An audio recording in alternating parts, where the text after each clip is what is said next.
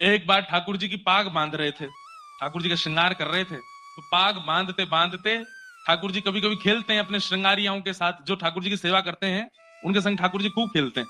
तो हरिराम व्यास जी के संग ठाकुर जी खेल रहे थे। कैसे? वो पाग बांधे और जैसे ही पाग बांध करके पाग के ऊपर सिरपेच लगाने के लिए नीचे सिरपेच उठावे, इतने में क्या देखें कि पाग ढीली हो गई, पूरी मुंह पे आ गई, नीचे गिर गई।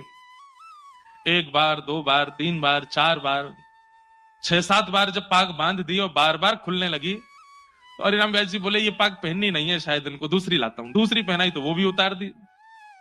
तीसरी पाग लाए और जब तीसरी पाग बांधी तो किसी ने बाहर से आवाज लगाई, बोले जल्दी दर्शन खोलो, इतने सारे दर्शनार्थी खड़े। तो हरिराम व्यास जी बोले जय जय, बहुत देर रह गई है, सुबह से मैं पाग बांधवे में लगो ना, जल्दी तैयार है, जाओ बाहर सबन को दर्शन करने।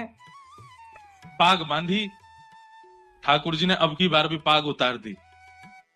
तो इतना गुस्सा आया हरिराम व्यास जी को, वो उधरी हुई पाग ही छोड़ दी मुंह पे, बोले ऐसे खड़े रहो, अब ऐसे दर्शन दे दूंगा सबको।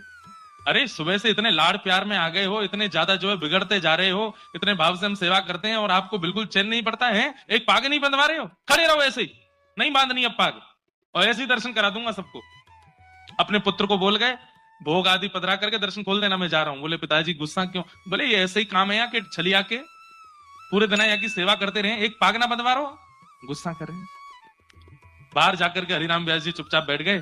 थोड़ी देर बाद भोग प्रसाद होने के बाद जैसे ही पर्दा खुले, आहा, लोग बाग जय जयकार करने लगे, मनोहर झांकी, मधुर झांकी, आहा, आज ठाकुर जी कितने सुंदर लग रहे हैं, आज ठाकुर जी कितने प्यारे लग रहे हैं। तो हरिराम व्यास जी बोले ये लोग मुझ पे व्यंग कस रहे हैं, ये लोग जरूर मेरे ऊपर व्यंग कस रहे हैं, टेढ़ी मेढ़ी पाग है, पाग पूरी खुल गई है, तो मुझ पे व्यंग मार रहे हैं कि देखो आज कितने बढ़िया ठाकुर जी सजे।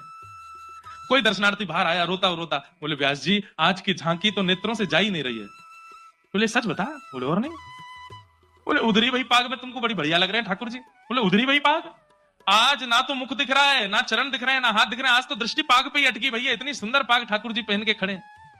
भीतर जाकर के जैसे हरिराम व्यास जी ने देखा तो क्या पाया, आज इतनी सुंदर पाग और उस सुंदर पाग के ऊपर 10-15 मोर पंख ऐसे लटका करके ठाकुर जी ने इतनी सुंदर पाग।